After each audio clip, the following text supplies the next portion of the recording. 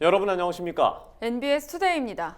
비료값 상승에 따른 농가 피해를 줄이기 위해 정부가 비료값 지원에 나서고 있습니다. 현장에선 비료값 지원이 없었으면 영농 활동이 불가능했을 거란 여론이 높은데요. 비료값이 언제 안정화될지 모르는 상황 속에서 내년에도 지원이 지속돼야 한다는 요구도 있습니다. 박다영 기자가 현장 농민들의 목소리를 듣고 왔습니다. 경기 안성시 서안성농협 자재센터. 이곳에 비료를 구매하러 오는 농민들은 비료값 상승으로 인한 농가 경영의 어려움을 매일같이 호소합니다. 비료값이 이렇게 많이 오르다 보니까요, 농민들이 진짜 어려운 점이 많습니다. 비료값이 건 배로 다 올라갖고 지급을 해야 돼요, 우리가 돈을. 작년에 예를 들어서 10,000원 갔다면 지금 정부에서 지원을 해줘도 15,000원 이상을 주고 사야 돼요. 국제 원자재 가격 급등으로 비료값 상승세가 이어지는 가운데 정부의 무기질 비료 가격 보조 사업이 호평받고 있습니다.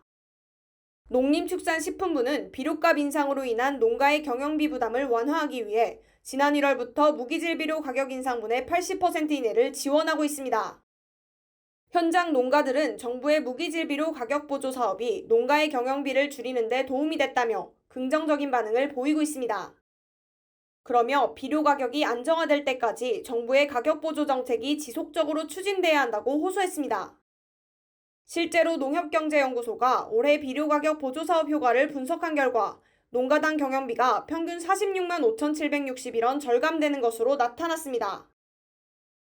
농가에서는 지금 보조를 해주는 바람에 도움이 많이 되지요. 정부에서 지원을 예를 들어서 못 해준다 하면은 농사를 포기할 단계가 와요. 그렇게 하고 옛날 말로 다 농민이 농사를 안 지면 나라가 망하는 겁니다. 그러니까 정부에서도 최대한 지원을 해줄 것을 요청합니다. 또 비료 가격 보조 사업이 물가 안정에도 기여한다는 분석도 나왔습니다. 농가의 생산비 부담이 줄어들에 따라 물가와 가계 지출이 연쇄적으로 하락하는 물가 파급 효과도 나타날 수 있다는 겁니다. 농협경제연구소의 분석에 따르면 비료 가격 보조 사업의 가계비 부담 감소 효과는 1조 9천억 원에 달하는 것으로 나타났습니다.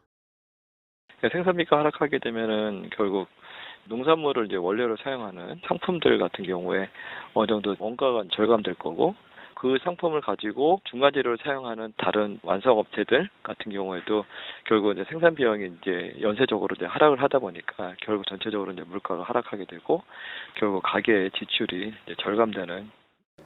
국제 원자재 가격 상승이 수개월째 지속되고 있습니다.